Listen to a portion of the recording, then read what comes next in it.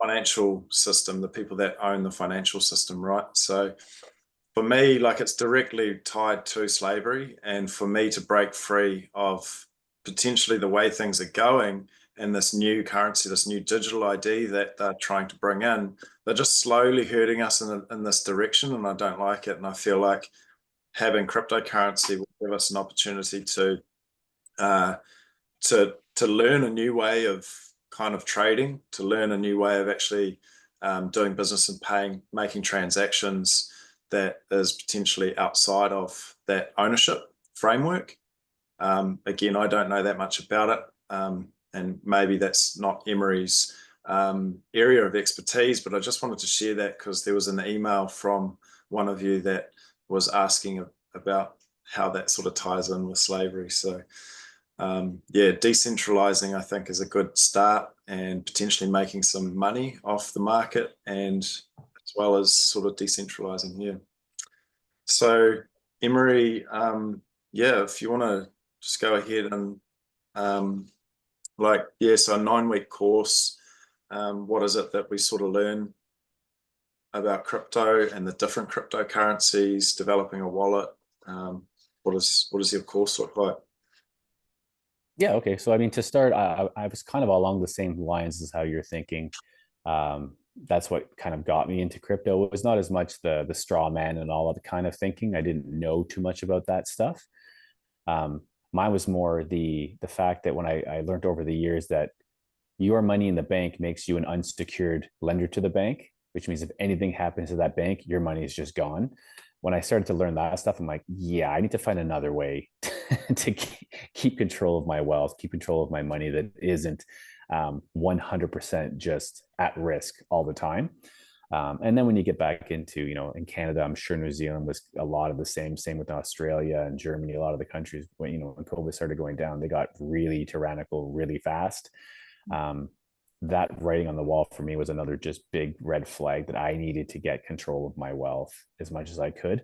And I saw cryptocurrency as one of those paths. So I've definitely, again, over the years, my knowledge has grown, and my research base has gotten a lot deeper. I try to basically, I would consider myself a crypto like investigative journalist. So I like to dig really, really deep on what the asset class is, what the technology offers, how it started, who are the original founders, where does it come from? Because it's not like it was a couple of guys in their basement drinking sodas all night long, just thinking like, how can we get out of this system? And they built this huge thing. There's a lot more to it than that, right? So when you start to dig underneath the first kind of layers, you really see where it stems from, kind of the vision for what it's going to be. The idea of the course is that I take all of that information I've learned over the last 5 years of just deep diving research and try to simplify it and give people the basics on what is the technology, where does it come from, how does our financial system work right now, the banking system, stock markets, gold, all that stuff, how does that all work? How do they correlate between the two? How is cryptocurrency going to work with the traditional financial system? That's kind of like the basics. We want to get all that down so people have a really good understanding of what it is and what it can do. Because when you listen to people on YouTube or some of the Reddit channels and that kind of stuff, there's a lot of hype and a lot of mystique, and they really try to build it up. Bitcoin's going to be $1 billion one day. It's like, okay, well, how? How is it going to be $1 billion, right?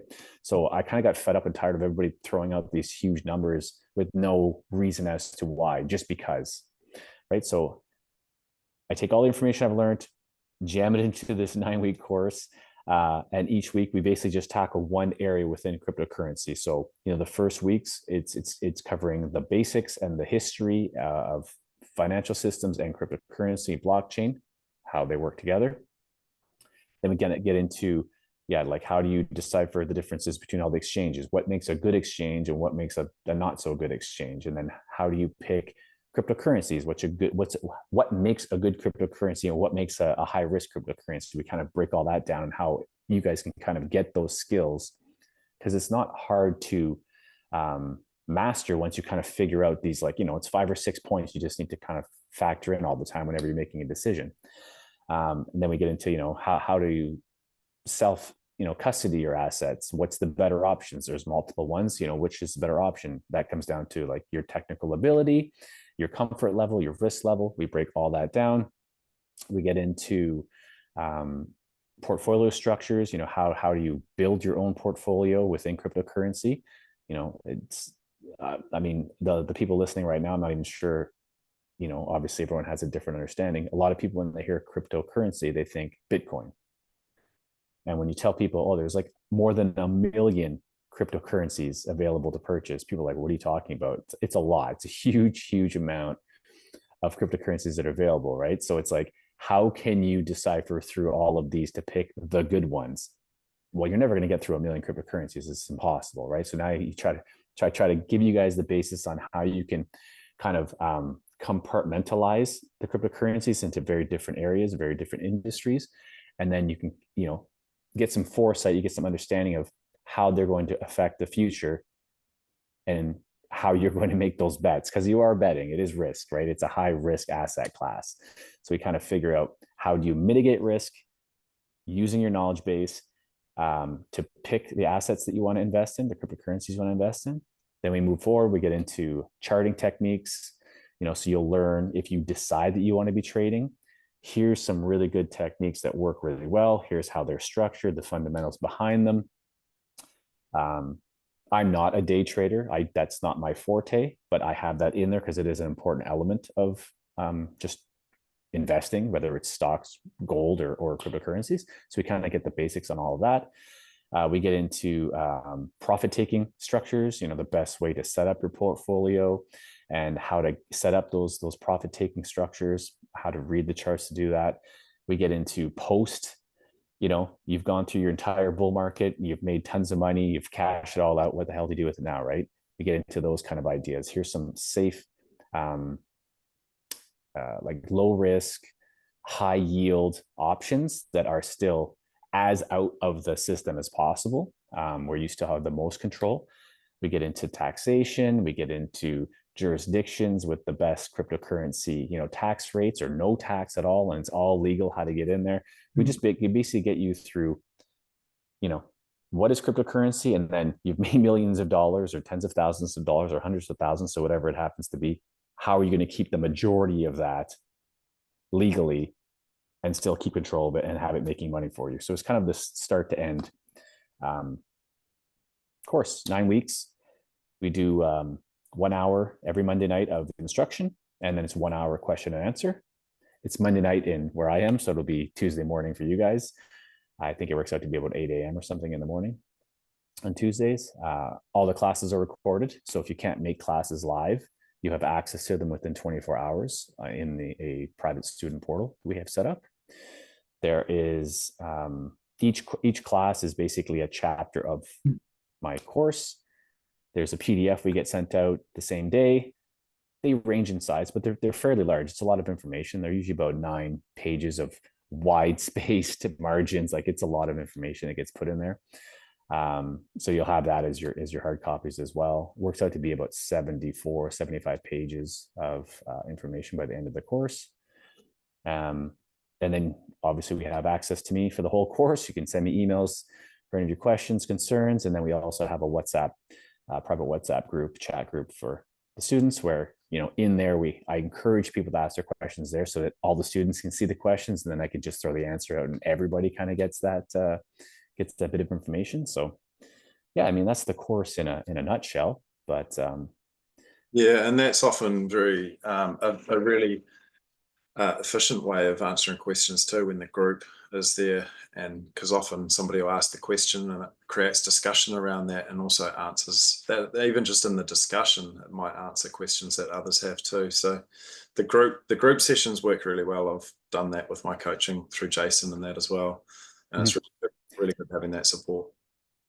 Yeah, it's great too, because like, people might ask questions that you never even would have thought of asking, right? Because you don't know what you don't know. And someone might have a little bit more knowledge or have none, but they're doing some research on the side and like, oh, I heard this, what do you think? And then you're like, I never would have thought to even ask that question. And I've been hit a few times where I'm like, oh, I never even would have thought of that question. Great question. I do know, a good reason behind that. So here's my, my best opinion on it. But And I think I'm like, oh, I should put that in the course. Like some questions people throw at me. I'm like, oh, that's such a great question. Never, I didn't think of that type of question. So um, that's what makes like the live session really good, because you have that live Q&A.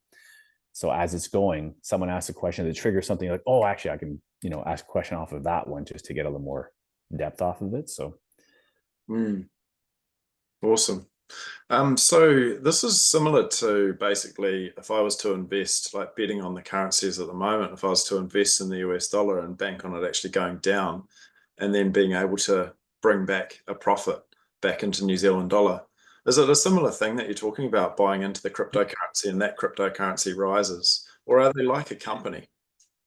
so you can short. So what you're talking about is shorting. So you're like, you can short and you can long. So you can, when you're daily trading type of investment strategies, you can put those margin bets on where you think like, I think Bitcoin's going to drop instead of going up.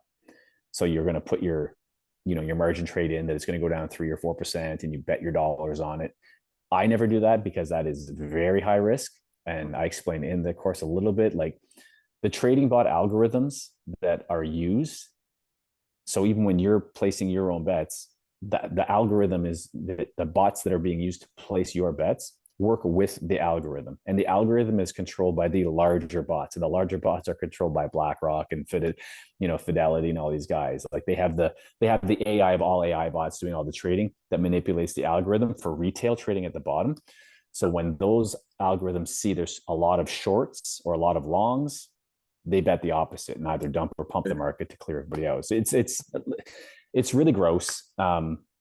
It's like that with stocks. It's like that with gold and silver. It's like that with any of the major markets. That's why I never ever trade like that. I don't ever want to leverage bet. I just really focus on, like you said, are you buying companies? You're buying the information or the value that a fintech company, a financial technology company, is trying to bring to the mainstream. So whether it be, Like they've created a cryptocurrency.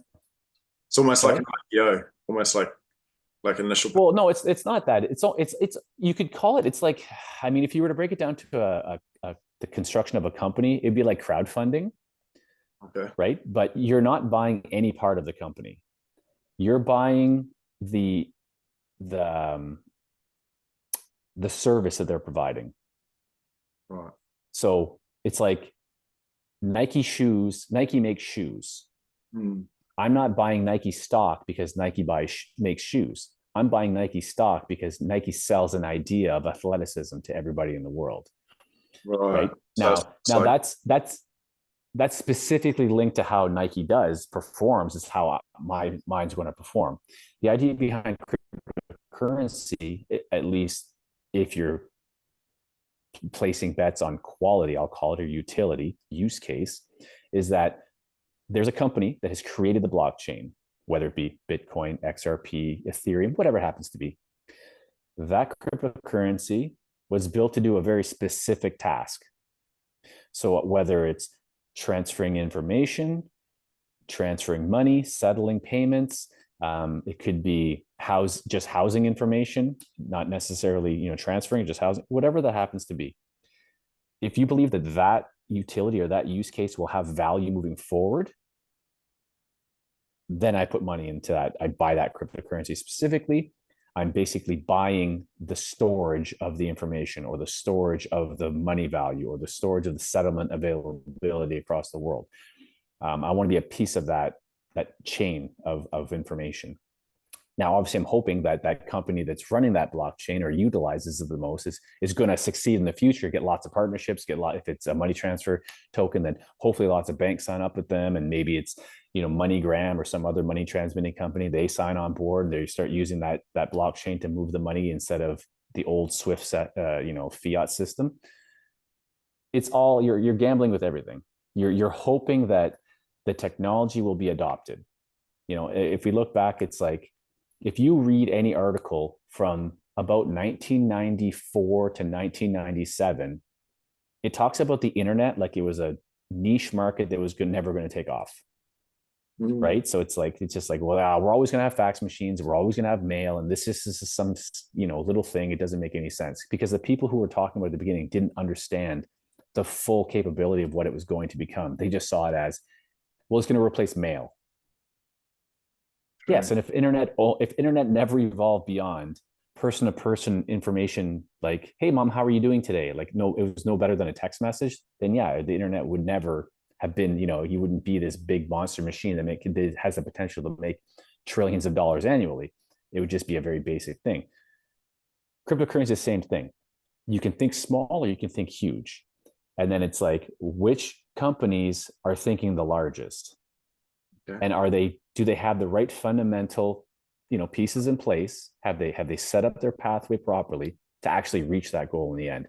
And in the course we talk about how you'd figure that out and decipher it. And obviously there's lots of moving parts all the time. It's not a crystal ball, but it just gives you the basics on how you can figure that out a lot more efficiently, without having to rely on YouTube personalities or the Michael Saylors of the world or the Bitcoin guru guys that have a very narrow scope on what they want to talk about. That way, it just gives you the availability, the knowledge base to be able to like take in some information and be like, yeah, I can tell that's just hype.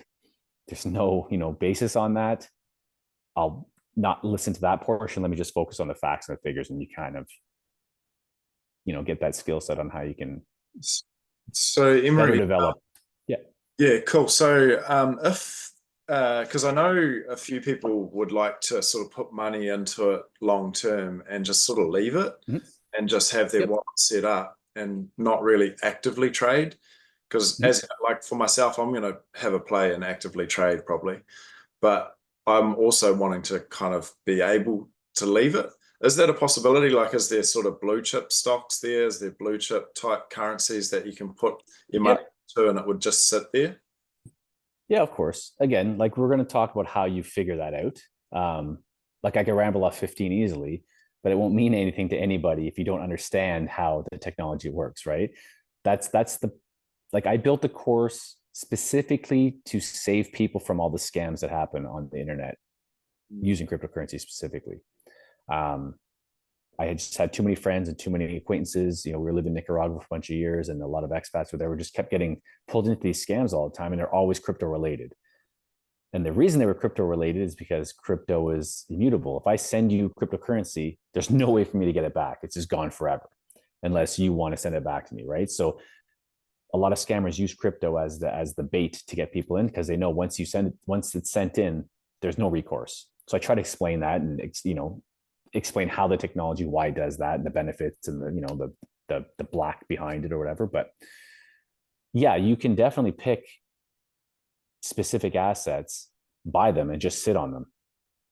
But it's like, do you want to leave it on exchange? Do you want to keep it on? What kind of wallet do you want to use? We get into all the reasons why and the reasons why not, and the hows to's and the hows not to, on those long term holds. I've been holding most of my stuff for 4 years now. Um, we're going to teach you all about the different cycles that happen within cryptocurrency, then within the greater cycles within money, the monetary system, and how you can learn how to like get in and get out. Because if your plan was long term, because you're like, well, I want to make $1 million, and I think that's going to take me 5 years, it could, depending on what part of the cycle you get into. So I want you guys to have an understanding of like how cycle structures work. So when you're coming into it, maybe it's only a 2 week hold and you literally just hit a 50x or 1,000x because you got in at that right time. It just cycle wise, it just kind of went that way. So now you can change your view on, long term hold. You're like, well, I don't need to long term hold it. I just made the 50x I was hoping to make over the next 5 years. Maybe I'll pull some out, let a little bit ride, and I'll take my money now and make my money work for me, in the way I wanted to, farm land or, whatever happens to be, whatever your goals are. So this in But terms, yeah, this in comparison to putting your money in the bank or putting your money into stocks, or like we have KiwiSaver, which is kind of your it's a backup because they're basically looking to take away the pension for the old age okay. retirement. And the Yep. KiwiSaver is all offshore investments in the stock market. And Mhm. for me, I think, like in comparison, actually having your investments and managing them yourself in the crypto world is probably a lot safer than actually leaving it in the banks at the moment, eh? Yeah, 100%. Because stocks are the exact same as money in the bank. You, I give money to Fidelity. Fidelity buys my stocks. They hold it on my behalf. Mm. I don't own that stock. Even though I paid for it and they bought it with, and my name is sitting on it in their accounts, it's still theirs. They just owe it to me. Mm. And the way stocks work now, up until like, I think it was about 87, 88, somewhere around there. If I bought stock, it would show up in the mail. I would have a hard certificate that says like I owned 15 stocks, and I would 15 pieces of paper, one stock each. Like that's what it would be. They'd be mine. They don't do that anymore. And the reason they don't do that anymore is because they changed how banking works. And it's like, no, they want to collateralize that now. It's part of their assets, so they can borrow against it. They owe it to you. And if you ask for it, you'll get it back. But the process is arduous and a pain in the butt. They don't want to do it. They make you fill out, 10 times more paperwork than you'd ever should have to do to get it, even though you paid for it. The idea is that they want to hold it so that they can leverage it to make money off of it while it's in custody. Cryptocurrency allows that as well. Like I could let an exchange hold my cryptocurrency for me, and I could lend my cryptocurrency out to other, companies that they go ahead and leverage it 10 times over all they want. And they pay me a small percentage. All the things are options and that are available, just like the old banking system. But all of those risks are still there, just like the old banking system.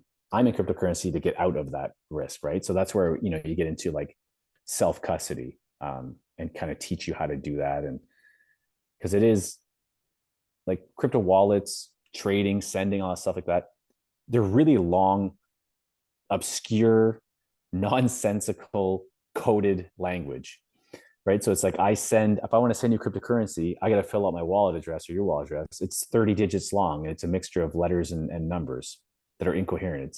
It's very easy to make a mistake. If I make one little mistake, that cryptocurrency gets sent and it's gone forever. It didn't even make it to you, and I can't get it back either. So we're trying to, as the years are moving forward now, they're trying to simplify how cryptocurrency works in the mainstream, right? So now they're like, well, we're actually going to do it with credit cards. So MasterCard and American Express just came out where they have a cryptocurrency credit card. So if you set up an account with a very specific exchange, you'll get a credit card in the mail. And now you could just swipe and use it, and they'll just automatically take it out of your account for you. Now, I'm not in cryptocurrency to use it as cash. I'm in cryptocurrency for the day that they outlaw cash, or they, try to freeze my bank accounts, and I have that as a backup plan. It's not I don't want to use it for everyday spending, right? It's for me, it's that like long-term.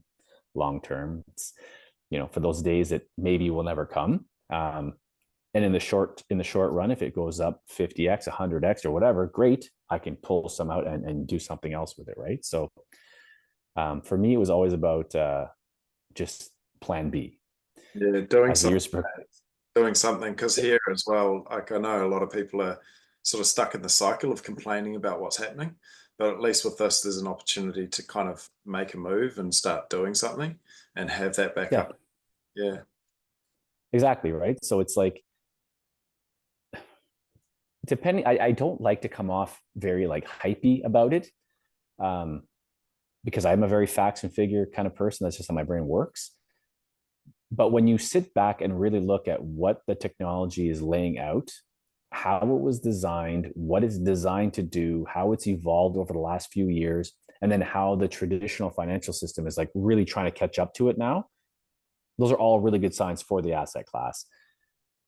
And if you want to believe, which I do strongly, that CBDCs are going to be coming out relatively soon, and digital IDs will be getting rolled out along with that, and all the parameters that'll be set up to go along with that. If you don't want to jump through all of those hoops, you need to get into cryptocurrency ASAP. You need to get that cryptocurrency into your own possession as soon as possible, and you need to understand how you buy and sell it. Because getting in is easy, but getting out can be difficult if you don't know how, you don't know where, you don't know when, right? So again, in the course, we really lay out all of those things. Like I really tried to cover every single hole that someone might slip into along the way and get lost in the journey of trying to buy or sell, or, like decide if they should be holding something long-term or short-term, how they view that kind of stuff. I really, really genuinely just see the future potential of the asset class is enormous. It's going to be the equivalency of industrial revolution, .com, internet all in one. The difference is that it's not just one or two families that have all the information or holding all the chips and making all the moves. Anybody who wants to spend 20 minutes researching, the information is available. Now, I've probably put about 5,000 hours into my research. So it's like, I want to learn as much as I can all the time. I can kind of see the pockets where I'm like, yeah, I had a skewed view on what it was going to be. And now that information changed for me in my understanding. So my planning is different now. I'm still heavily invested in the asset class, but my long-term view on it is very, very different, right? So what I mean by that is that, I started off with this, I don't want to be part of the governments. I don't want to be stuck with the banks, all this kind of stuff, libertarian kind of mindset. You roll through 4.5 years later and thousands of hours of research. And I'm like, okay, maybe it's not as freedom designed or freedom orientated as I originally thought, but the availability to make a lot of money in this switching of systems in the next, 18 months, 2 years type stuff from today is there will never be another opportunity for me to make as much money in the next 2 years, right, as there is right now.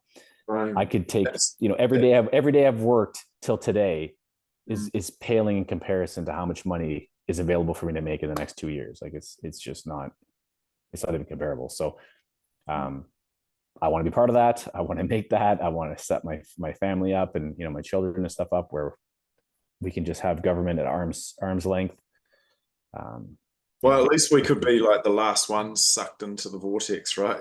Hopefully, yeah, that's what I mean. It's like, if you can get enough, if you can hit that right crypto along the way, that's exactly it. Like a lot of people I talk to are like, well, aren't you worried they're going to confiscate it? Like, well, confiscation is really difficult. It's hard they can't really do that. So like, what if they won't let you use it? I'm like, if you believe that the powers that be have had a plan for years and they've been dictating it out for a long time, which I do, since, before World War II, this has been a really long plan. They play the long game.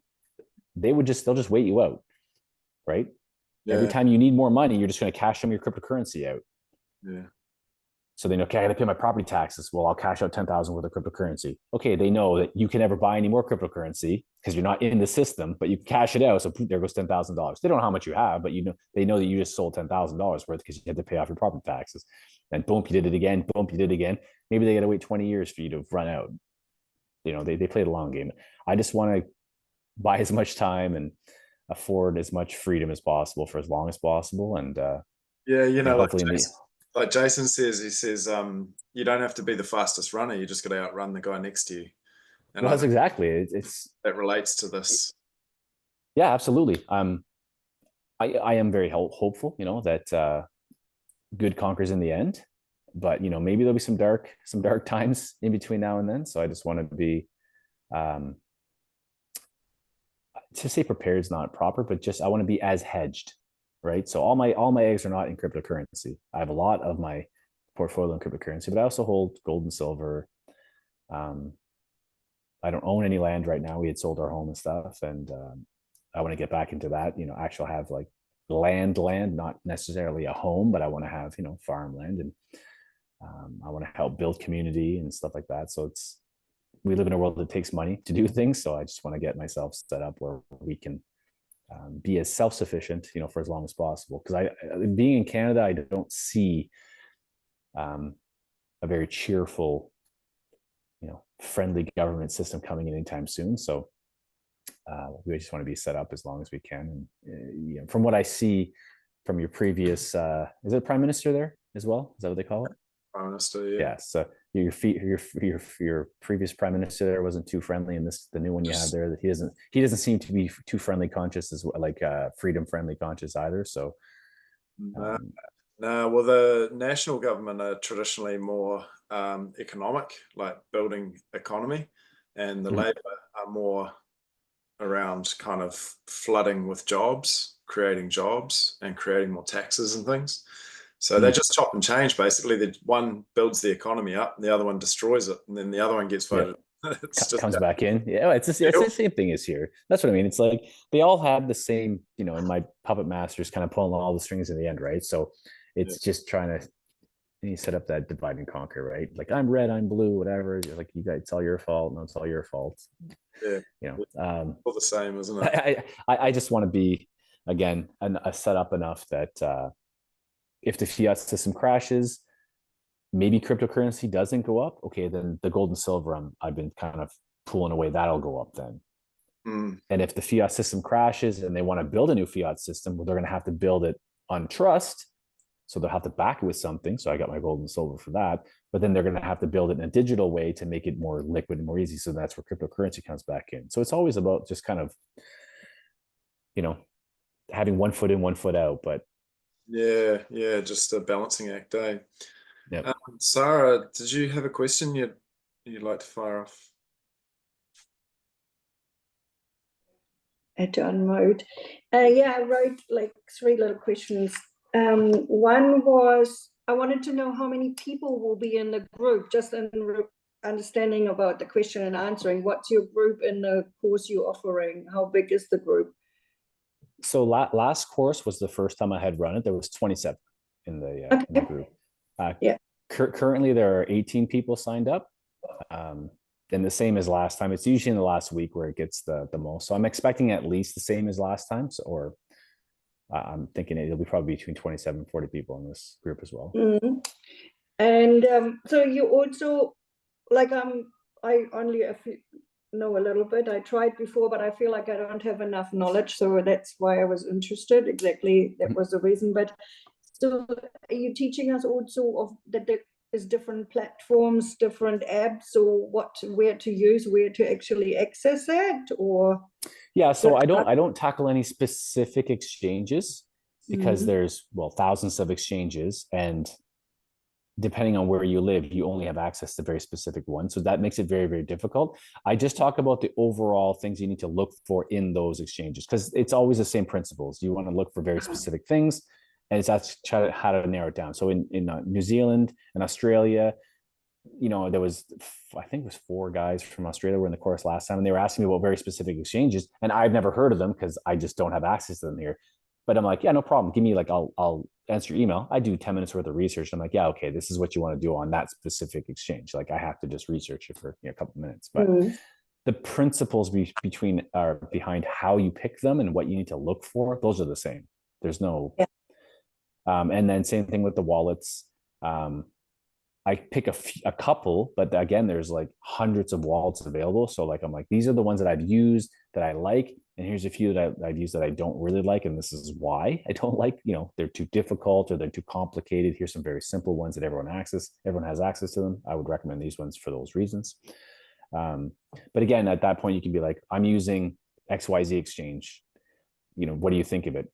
I don't know that exchange. Let me just do a little bit of quick research and figure out how to navigate it. And then I'll tell you my opinion. That one's kind of complicated. Maybe use this one instead.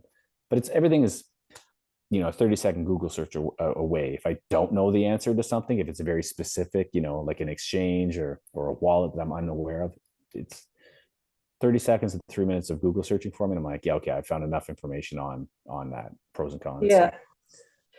And could you say a little bit more about your background? So you say you are more journalist type, you researched it, and you are doing it obviously yourself. Can you tell me a bit more about your background? Yeah, so I don't have any financial background. That's not where I come from. So I had my own business. I had my own gym for years. We had sold that just before COVID. We got very, very lucky. I looked at your muscles. I saw your muscles and I thought, he's got I just yeah, so I still work out. Yeah, I definitely work out all the time. So I love that. He's a fit guy. He's a fit guy. Yeah. Yeah. But yeah, my background was more like I used to be a police officer. It's more like regulation style of things, and then having my own gym. It was just the basics of running a business, right? It was just your basic bookkeeping type of stuff. It was after I stepped away from that, when I had sold my business, sold my house, and then all this COVID crazy happened. And I've been studying that specifically since 2003. So I've been studying kind of like the coming fall since 2003.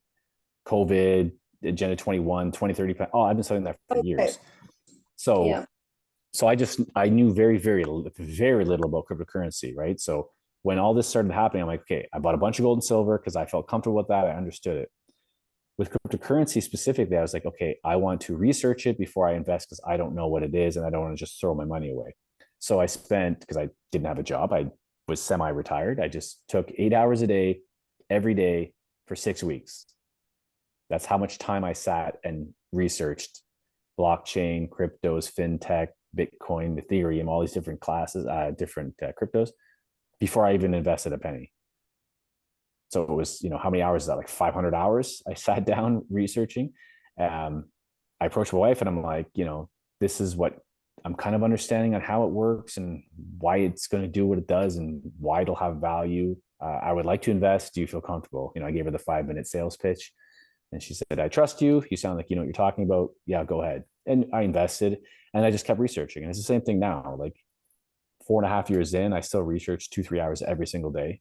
Like I don't take a day off. So I have thousands, like 5,000-6,000 hours of just deep diving research. I've been running a crypto report for 2.5 years now. It's weekly, where every week I'm just deep diving the financial world and all commodities and trade embargoes and just everything that has to do with finance. And I have a newsletter. It's like 9 pages long every single week. So it's just, I've been immersing myself in it so much for the last 4.5 years that the amount of information that's coming at me is as if I don't know anything still. There's so much coming all the time. It's such an evolving asset class that I wanted to build a course that really simplifies everything, because there's so much terminology that makes no sense. Exactly. It's jargon built by the people who created it, right? So I'm like, I'm not a technical person. I'm an artist and I like to work out. Like that's, I'm a very hands-on type of person. So for me, it was like, I don't do coding. That's not who I am. I don't like working on computers. It's never been my field. So I'd be watching these videos and reading stuff and I'm like, I don't even know what they're trying to say. Doesn't make any sense. So I'd have to spend so much time trying to figure out in back channel areas, like, what does this word even mean? It's not an English word. It's not a real word. It's a made up word for this, it's the jargon they're created. It doesn't make any sense. And it took so long for me to just get through all the jargon. So I'm like, okay, like even in the course, I have like, what do you call them? I gotta apologize. I'm tired, so my brain's not firing in all cylinders. Like a dictionary. But yeah, I have like little ledgers or whatever where it's like, here's a word and this is what it means. Like here's a whole series of crypto words you're going to hear all the time when you're watching videos. This is what they all mean. Like it's just, like a crypto thesaurus of just like from a dictionary of terms and stuff that are used very frequently, but they don't really make any sense, all the jargon. So it's like just little things like that. So for me, it was just, my background is just, I always want to know as much as I can know about something. And I know a lot about cryptocurrency and blockchain, but there's still so much more I can learn. So I'm just always immersing myself and trying to stay on top of it. Yeah, that sounds good. And I looked just briefly at the advertising about the course. Is it like 400 something or $500? Is it Canadian dollars or what's the price? It's $4.99 US. It's US. USD. Yeah. So I'm not sure what the New Zealand dollar is right now. Like in Canadian dollars, it works out to be like I don't know, like almost $700 or something like that. But it's $4.99 US. It's actually a very good time because I'm selling these patches, and I just signed someone up yesterday, and it was $30 cheaper than the last person I signed up a week before. So the New Zealand dollar's strengthened against the US dollar. Oh, there you go. Yeah, whereas the Canadian one's been dropping because they've been cutting rates here, bank rates. So it's like mine's getting weaker and weaker. But so it's 9 weeks. That was 9-week course, and it's 2 hours. You talk 1 hour, and then it's 1 hour question and answering. Did I get that right? Exactly. Yep. And that was Tuesday mornings our time, was it? Yeah, we're supposed to be able at 8 a.m. I think on Tuesday mornings. Ah, cool.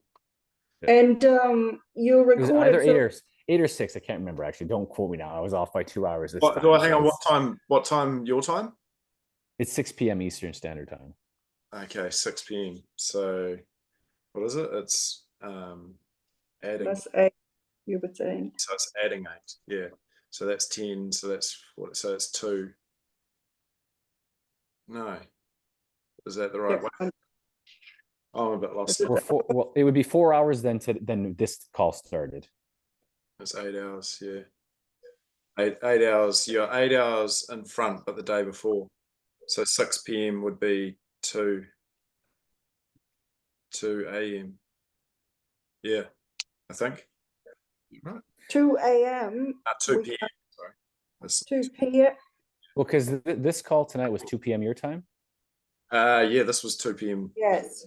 Okay, so it'll be 4 hours earlier than now. So we're 10. It'll be 10 a.m. your time then. Sorry. All right. Okay. Yep. Yeah, my brain's So on. what? 10 a.m. at night? No, it'll be 10 in the morning on Tuesdays for you guys. Mm-hmm. And we having daylight saving coming in, probably that might shift the time. I think it comes end of October, could be, I don't know when the course starts.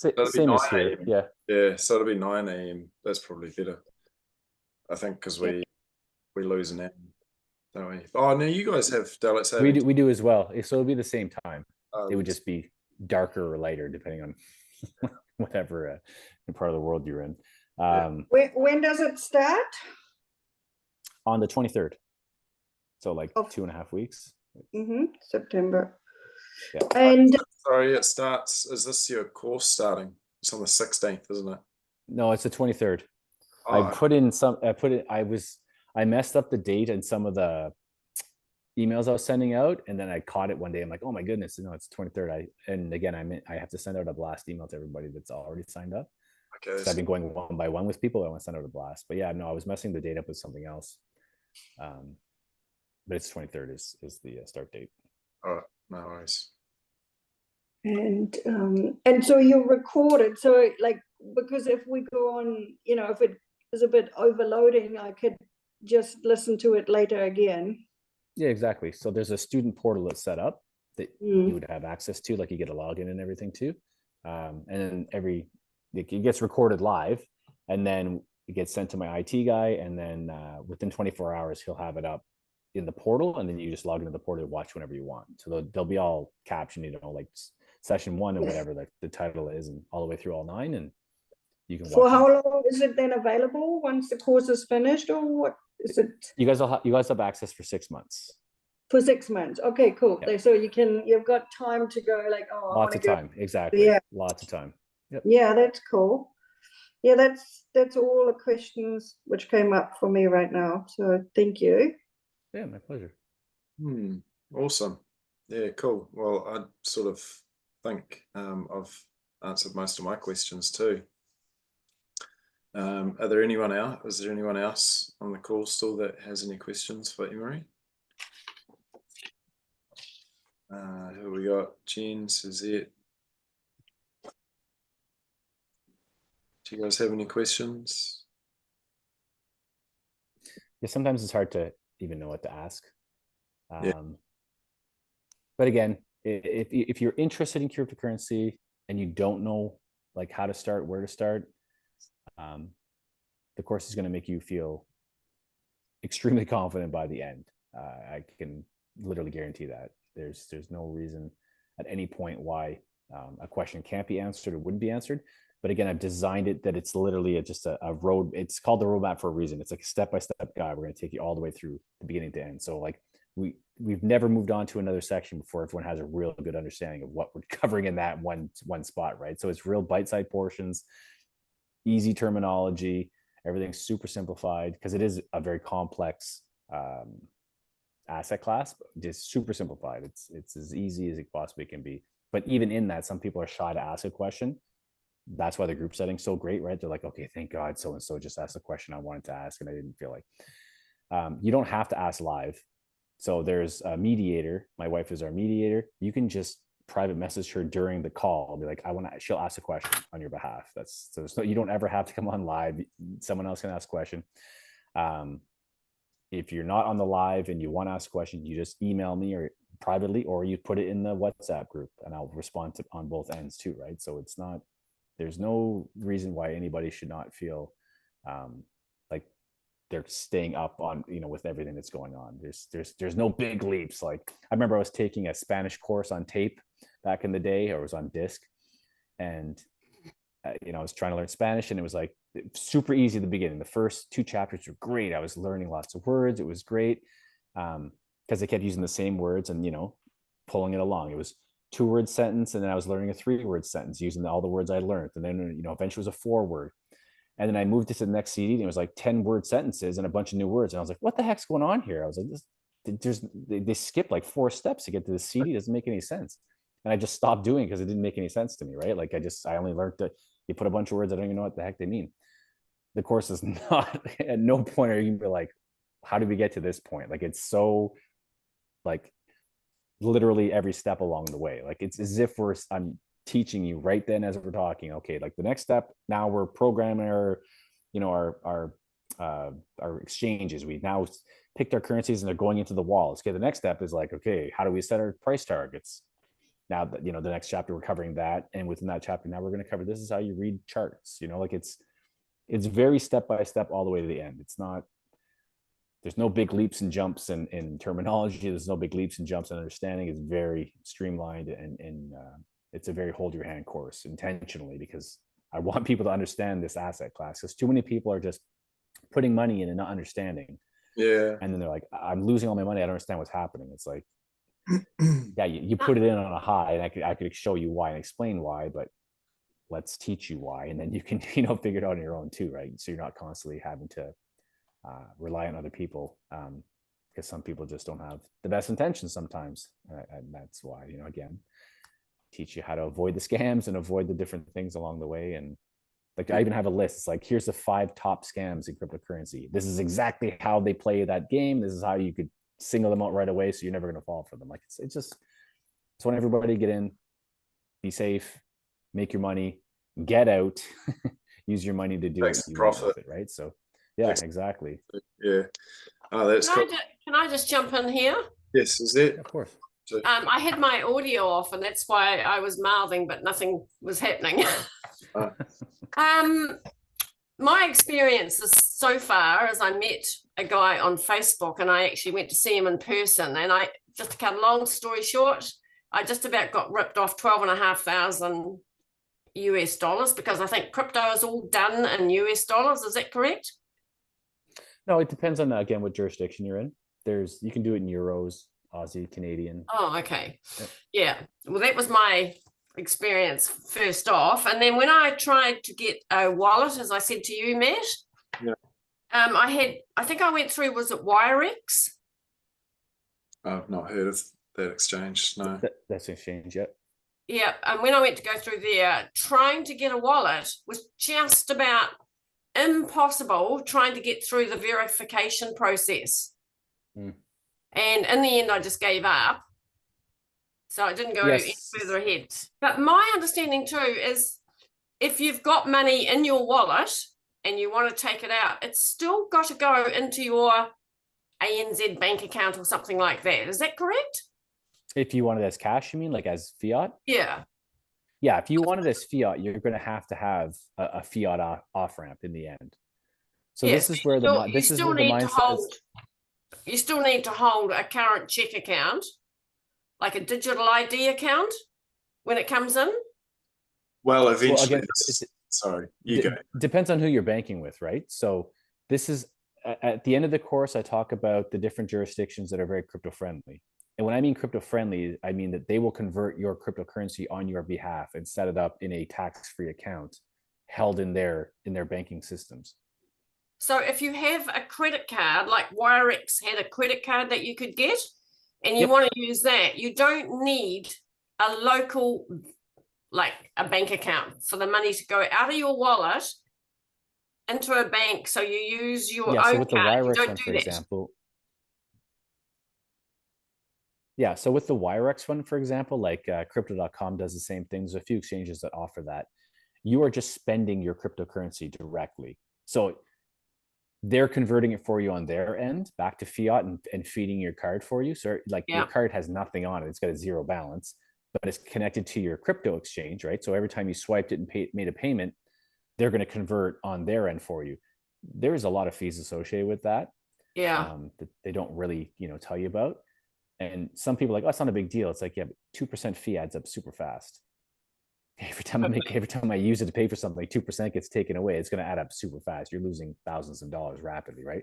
So the idea is like, okay, do we hold cryptocurrencies that are eventually going to just be deemed currency? So now you just getting a 1-for-1 off of it in a positive way. Or is it, okay, now we set up bank accounts with offshore accounting systems, whether it be Malta or Singapore or Panama or wherever, like we list it all out and explain it all, where you pay a small fee and then they house your cryptocurrency for you. They give you a credit card. They take care of everything. Like there's no extra fees anymore. You've just paid your one-time fee. It's like, $2,500 for the year. And now you're just using your credit card all you want. But it comes down to I've got one more question. Yeah, of course. Why is the whole crypto system so complicated? Because it's built by engineers. And engineers don't think like normal people. One of my good friends that I met in Nicaragua, him and his wife they have their own fintech, financial technology company, where they built simulators, and they work with Nestle and a few other big like fast food manufacturing companies. So it predicts like if cocoa was going to go up in the next 6 months. Like they built all these simulators that will tell them, okay, you need to double up your purchase in the next month because cocoa is going to be twice as expensive next month. So then, Nestle or Mars, okay, they buy a whole bunch more cocoa for the chocolate bars so they can save money in the long run. And now they're like, oh, now the projections are that it's going to be cheaper for the next 6 months. So there's no big rush. Like you can just buy like you normally buy. All that to say, they built a bunch of market projecting, simulator, whatever you want to call them, for crypto specifically. And they were trying to sell them to like Binance, which is the world's largest crypto exchange. They wanted to run it past me first because they know I was really into crypto. So I started looking at it. I'm like, okay, so how exactly does it work? And he's explaining it to me. We're doing, we're talking face to face, but he's an engineer. I talked to this guy 10 times and I'm like, I have no idea how the hell this thing works, man. Like he could not simplify it enough. He used so much jargon. Cryptocurrency is built by the jargon guys. They only think in jargon. So for them, they're like, I've simplified as much as I could simplify it. This is all I can tell you. Like, if you can't understand, it's not for you. That's kind of where they just give up on, like, so the idea is like putting in the time to figure out what the jargon means, getting rid of. You've done that for us, right? That's hopefully I've done that well enough. You know what I mean? I feel like the 27 that went through last time, that's kind of the consensus, is that they had a really good grasp and understanding very rapidly. It was very, very quickly, where after it was like the second week, one of the girls was emailing me. She's super excited. She's like, oh my goodness, I actually was able to tell my friend exactly how blockchain works. It was so exciting because I break it down. I'm also a very visual learner. So I just, like, I tell a story that's very easy to understand that breaks down the technology. And you're like, oh, that makes perfect sense. I would use it in my life every day. Okay, this is how it works. And then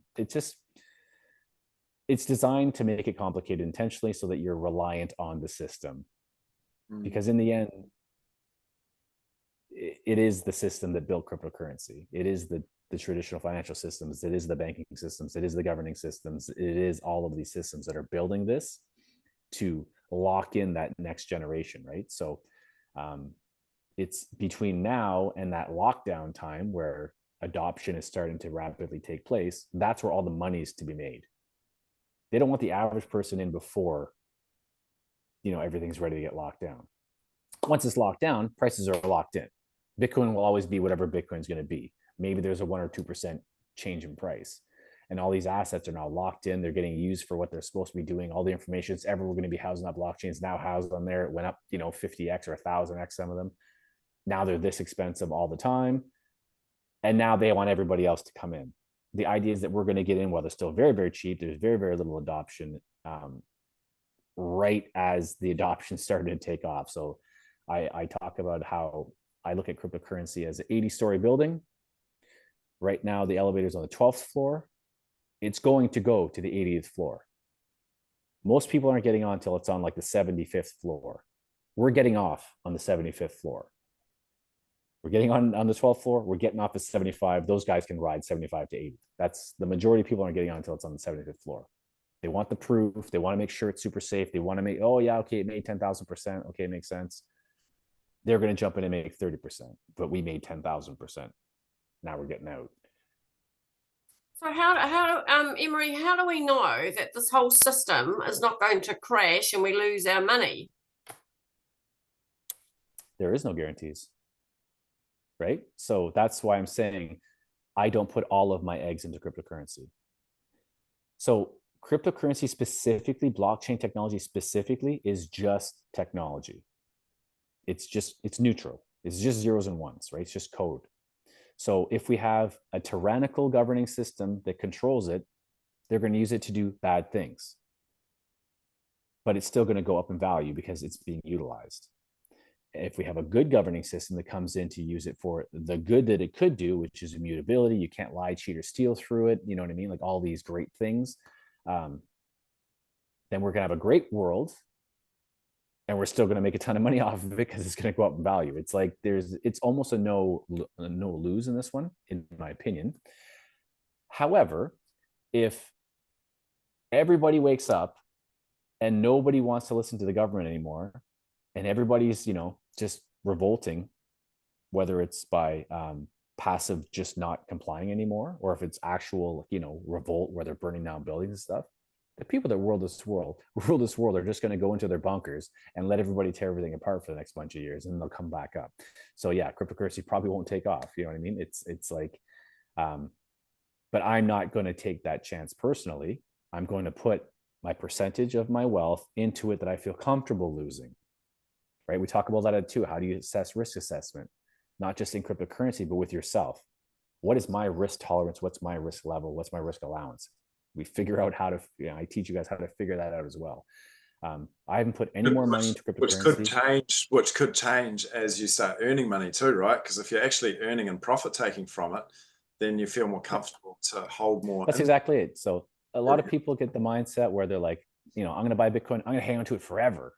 I'm like, okay, but why? Like, are you holding on to it because you think it's worth lots of money, but you're never going to cash it out?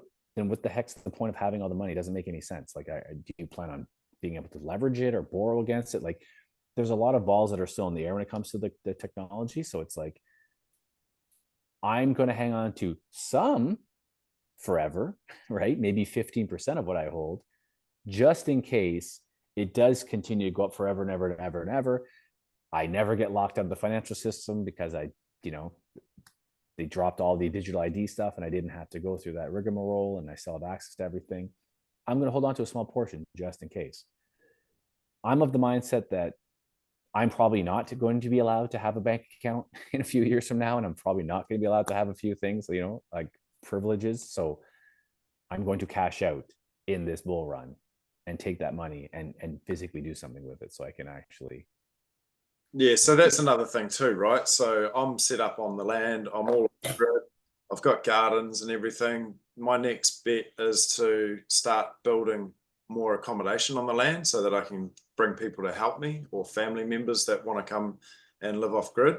So I'm ahead of most people, but if we can make the most of this bull run, like Emery's talking about, then we can cash out, take the profits and then put that into other assets like the land, and like making your system, your physical system, your, the tangible system that you live in, exist in every day, work better for you. Like I've got gardens, I've got animals, so I've got my meat, I've got all my food sorted, I've got solar, I've got firewood, I've got all of that stuff, which is for me a commodity too. But I'm not going to sit here and live the high life just completely off grid when there's still opportunity to strengthen that foundation by maybe taking some profits from cryptocurrency. That's what I mean. Then you got to think too, like you own land, you own all these things. Well, who's to say the government won't seize your land? But what if they just jack up your property taxes every year? Right? Like you want to have that cash on the side, whether it be in gold or silver or something, some other, tangible that isn't fiat, but you're like, man, they just quadruple my taxes because they're trying to get people out of their homes. So you're like, well, thank God thank God I invested. Thank God the one I chose went up a bunch, and I got to pull out all this cash, and I bought gold and silver with it. And then the gold and silver went up over the last 3 years too. So it's tripled so it's like I've been able to just triple my triple. And now it's like, great. It's like, yeah, okay, here's a bunch of silver. Leave me alone for another year. Like, it's just, you want to be able to just, again, like I said, for me personally, it's just, I just want to be able to keep the government arm's length as long as I can, until there's some like right in the world again. Hopefully it's soon. But I think it might be a little bit longer than soon. So I just want to be able to set it up. Now, can they confiscate stuff? Of course. Can they confiscate cryptocurrency? No. Can they confiscate your exchange account? Yes. So we're just trying to teach everybody the different areas, like what's your risk tolerance, but also where do you see the world 3 years from now, 5 years from now, 10 years from now, right? Like, it's not everybody thinks that you're going to be forced to do these different things to have access to your bank account. So if you're thinking a very specific way, I don't want to change your view on life, but just have, a realistic expectation of what can the asset class give you. Because again, a lot of people are like, I'm going to hold Bitcoin till it's $1 billion. I'm like, okay, well, you're going to be holding on to it forever because it's never going to be $1 billion. But it's like, I'm going to hold on to cryptocurrency until I'm not allowed to have a bank account anymore. You're like, okay, well, maybe someone doesn't think that way. I'm going to hold on to cryptocurrency until I can just pay my groceries with it. Okay, that's very likely. Depends on which asset you're holding. Like, it's just whatever your view is of how the world's going to be in the next few years, that's kind of how you want to invest in this asset class, whether it be gold, silver, stocks, bonds, whatever. Like, you have to have a very specific, realistic view of how you think the world's going to be in that window that you plan on investing. Right? Like, if you just think sunshine and rainbow all the time, you're probably going to get broadsided. That's just, you're going to be like, I don't know what just happened. I've lost all my money, or I lost 20%, or I lost 50%. I wasn't prepared for that. Right? Like, it's just again, we talk about all that in the course, like trying to really set up those realistic mindsets, nothing fear-based. It's just, here's some possibilities. And you want to be mentally prepared for all these different possibilities, good and bad. There's a thing called sudden wealth syndrome, right? Like, all of a sudden, like for me personally, I invested in 2020. I didn't have that much in cryptocurrency. And I did more than 30 times my investment in a year. I wasn't expecting it to go that fast. But then when it got there, I'm like, oh, wow, it's going this fast. I expected so much more, right? I missed a big opportunity. Like, I could have cashed out $600,000 in less than a year. I've never made $600,000 in a year in my life. I've been above the average here in Canada when we owned our business and stuff, but I never made $600,000 a year personally. And I made $600,000 in like 10 months. Like, it was just super fast. But I was like, no, it's going to be 5 million. I'm just going to wait. And then that curve went, and I was like, I knew I missed it. As soon as I missed it, I knew I missed it. I'm like, okay, no big deal. It was money I was just investing in. Anyways, let's see where it goes. Let's do some research and figure out how much I want to put in moving forward to really figure this out. Right. Yeah. So now it's like I have a much, much deeper understanding of how everything works, with more realistic expectations out of the asset class, and very specific goals with what I want out of the asset, but what I'm going to do with the money that I pull out of the asset. When we talk about all that stuff, like setting up your goals and setting up not just your profit taking goals, but what are you going to do with those profits after? How are you going to structure that out? Right. So yeah, so I like the idea about the offshore banking structure, because I feel like if there's going to be restrictions, it's going to be on Joe and Jane, the citizens of the country that have no idea and they haven't prepared themselves. And like, if we have an account offshore where all the businessmen do, they're going to be the last ones. Exactly, that's what I mean. And it was funny because when I had met up with the bankers from when I was in Nicaragua, we flew some Panama bankers down. There's a big group of us that were all thinking about offshore banking. So there was like 52 of us there. So they came down, no problem. 3 bankers came down from Panama to explain the whole system, how it works. And when I asked them about digital currency at the time, now this is 2021, would have been June of 21. I was like, what are you guys going to do when like CBDCs roll out and kind of digital money? And he didn't even know what I was talking about.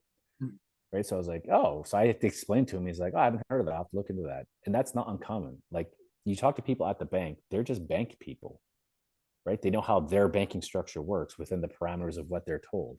It's like that with everything, right? It's like the people that built the atomic bomb, well, they didn't know they were building an atomic bomb. This guy just knew he was building a metal casing for something. This whole department just built metal casings, and this whole department just did this, and this whole department just did that. In the end, it got put together, and here you have this bomb, right? The banking system's like that. People just have very selected bits of information, so you can't put all the pieces together. I don't have all the pieces. I'm still researching for all of them, but you know, I've got enough of that puzzle together that I can see a picture, and I'm like, yeah, I don't like that picture. So I want to have, you know, my contingency plans laid out well, for any scenario, right? So I have to go, but I've got one more question. Yeah. Is this money that we make, if we make any money, is that taxed on by our local government? I'd have to look up the New Zealand government specifically. There are, like in Canada, it's only taxed when I send it back to fiat. So I can trade all day. I could have, I made $10 million this year, but I've never cashed it out. It's still just cryptocurrency. I don't pay any taxes. In the States, they have to account for every single trade they make along the way. And then there's like capital gains and capital losses. Like Canada doesn't have capital losses. They only have capital gains. So every cent I make in the market, I have to pay taxes on, but every cent I lose is just my loss. Canada kind of double dips like that. It's bad. But in the States, they can claim their losses and their wins. And then in the end, it balances out. You're like, okay, you owe us $18. Like if you want to go through the government. New Zealand, I'd have to look up specifically how theirs goes. I know Australia is very, very similar to Canada, but. Yeah, I know that with an offshore company, they ask you, like when you fill out your tax return, they ask you whether you've got any investments offshore or whether you've got any offshore banking or companies with your director, if you're a director in a company offshore. So that's what they're getting at there. So they want you to disclose, and really it's up to you, I guess, how much you disclose. Yeah. So depending on who you bank with, offshore wise, they're either top secret, super secret. They're never going to relinquish your information ever. Like that's just how it goes. And then those guys are very expensive. The Panama ones, you know, for example, it's like if you bank with them, they don't disclose your information willingly, but if they get processed by whatever the New Zealand, you know, IRS is considered, you know, the revenue agency, they'll say, oh, is there a Suzette, you know, Chalmers that has an account with you? They don't call the Panama government, they call each individual Panama bank. That's how it would work. Right. So, but they'd have to go through all the Cayman ones and all the way. If they wanted to find you bad enough and they hit the right bank in Panama, and they're like, yes, we do have an account holder of that name. They say, okay, we want all of our information. By law in Panama, they have to release all the information, but they structure your account in a way that as soon as they start to go through it, it's so much work for them. They're like, it's not even worth it for us. They structure it up like there's so many CEOs and so many sub companies that all legally, they just structure it all that it's like by the time they've gone through the second company, like this is not even worth our time. We spent $50,000 now just trying to figure out if she even has $5 here. We don't know. Like you're paying them for the service of keeping your secrecy as much as possible, all legally, of course. Yeah, all the loopholes and the smoke and mirrors. It's just using the system that all the rich people use. Right. And the average person doesn't realize they can have access to for not that much money. Like $2,500 is not a lot of money. If you're like, if I have to put in $800,000 or $900,000 and I pay taxes on that, I'm losing like 140 grand. Well, I'll pay $2,500 to save that 140 grand. Like, you know, it's just like, and it's legal. It's just set up the way they set it up. So, yeah, depending on how you want to do your taxes in the end and how you want to, or mitigate taxes, then yeah, you're either going to be claiming everything or you're going to be claiming some or you're going to be claiming none. And it just depends on how you set up that banking system at the end, right? So okay. No, always pay your taxes. Great to see. Yeah. Well, that's a lot to take in. Yeah. Oh, for sure. Yeah. Well, hey, look, I'm thinking about like when I've done the course and I start investing myself, I'll probably set myself up like to do like weekly catch-ups or even fortnightly or monthly. I don't know how it would look, but maybe a Zoom share and talk about stocks and any research that I'm doing, just to collaborate with others that are doing it. So there's an ongoing support after Emery's course. So I'm sort of looking. And again, I do have like, you know, after the course, there are like, I do one-on-one consultations for people and stuff like that. That's like another part of my business. But all of these students, so it's, to give you an example, that's $150 US for the consultation. like all the students get 50% off that stuff. So if you were like, okay, I have 10,000 or 15,000, I want to invest it, I'm not sure which cryptos. Okay, let's set up an appointment. We sit down and we really like your time frame, your expectations, and then we pick the assets and say, okay, and here's your sell targets that you're going to be looking for along the way. Like, we really set you up properly. But if you want to be in the loop as far as like financial systems, how they work, and cryptocurrency, how it's fitting in week by week, my newsletter, it's a report. It's weekly. It's $12 a month. Like, it's very inexpensive, and it's huge. Like, I'll send all of you guys one, just so you get an idea how it looks. If Matt will send me your emails, then I'll send you guys off one, just to get an idea. They're very in depth. They're not difficult to follow. It's just a lot of information, because there's a lot of information going on in the world all the time. So there's also a that'll Facebook keep you up to date group as well, isn't there? There's also a Facebook group that you invite us into. Is that correct? Or yeah, of course, there's the insights group where I just share a little information here and there. Yeah, it's free for sure. It's just called Crypto Insights Community. But absolutely, you want to jump in there. Follow me on Facebook as well.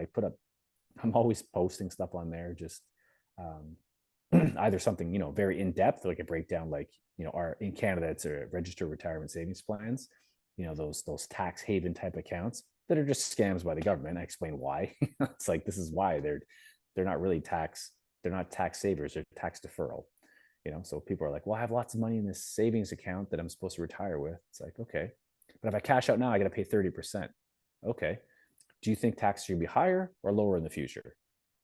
yeah, You know what I mean? Like, you just gotta ask these simple questions. You're like, probably a lot higher. Okay, then take the 30% hit. It's 30% right now, and take that money and invest it in something, right? Like, it could be 50, 60% in the future. You don't know. It's not gonna be cheaper, that's for sure. So, just trying to keep people ahead of the curve when it comes to everything that's coming our way, and trying to weed through all the BS and the hype, and just keep it facts and figures, with a little bit of speculation. It's like, this company's flirting with this cryptocurrency, and this is why, this is how it's going to help that company.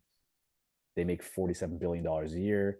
This crypto is only worth 1 penny right now. If that company does this, it's probably worth about 15 cents. It's just stuff like that. Like, it's just throwing out ideas. That's in the Crypto Insights group. That's on my Facebook page. That's definitely going to be in the report every week. But yeah, there's lots of stuff that's at your pace. My Facebook page is wide open. Just scroll through. There's tons of information. So awesome, Emery. And Jen, do you have any questions? Would you like to ask Emery anything before we wrap it up?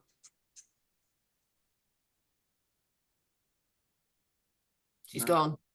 No, she's there, but Can you hear me now? yeah. Hey, Jen. yep. How you doing? Hey. Hi. It's like, no, I'm all good. Really good information so far, and really good insight so far. So yeah, I'm good. Awesome. Beauty. All right. Well, yeah, I'll pass over Emery your email addresses, and he can just flick out one of his newsletters so that you've got an idea of what he puts out. And yeah, I mean, if you want the link to sign up, get in touch with Emery or myself, and yeah, we'll just keep in touch up until then. I'm going ahead with it, and I know there's one other that's signed up already. Yeah, so really it's just, if everyone's got enough information to jump in on the 9-week course, then it'll be awesome to have you on there. It'd be cool to have some Kiwis on there, and then yeah, learn how to manage a wallet. Yeah. Oh, sorry. No, you go. Matt, are you able to send through your cell number so we can just message you if we've got anything, rather than go onto email? Yeah, cool. Yep. Yeah, even if you just send it through on my email address. Yeah, or I'll just throw it on this chat, maybe. I don't see that being a problem. Or you want to give it to me now? Yeah, I can put it on the chat. Yeah. And yeah, if anybody else needs to, we might end up, if a few of us actually do the course, maybe we'll end up with our own Telegram chat, or maybe just on WhatsApp. You said you use WhatsApp anyway, so we might just end up on that together anyway. But yeah, communication's key. And then yeah, if anybody else, if you know, somebody might know somebody else that's interested in jumping on board, and you know, to build sort of the after course support as well for a group of us, because I think that could be quite useful. I'm pretty keen. Sam, thank you, Emery, for your time. Yeah, and my pleasure. Matt, if you could, that video for that Zoom video for now, I saw you recorded it. I wouldn't mind pass it on to a friend, and then he could see what you talked about or what we talked about, because he might be interested too. That would be great. Sure, no worries, Sarah. Yeah. Okay. Thank you very much. Cool. Pleasure. Okay, thanks, guys. Awesome. Yeah. Thanks, Emery. Go and get some sleep. Thanks, Yep. Emery. Yeah, we'll let Yeah, everybody get thanks. some sleep. Thanks, Matt. My pleasure. Bye. All right, guys. Have a good night or a good day. I Yeah, guess. thanks, Matt. See ya. Thanks. Bye. Bye. See you, Emery. Cheers, brother. Yeah, we'll see you, Matt. Send me a message anytime. Yeah, appreciate it. Have a good sleep. All right. Thanks. Cheers. Bye.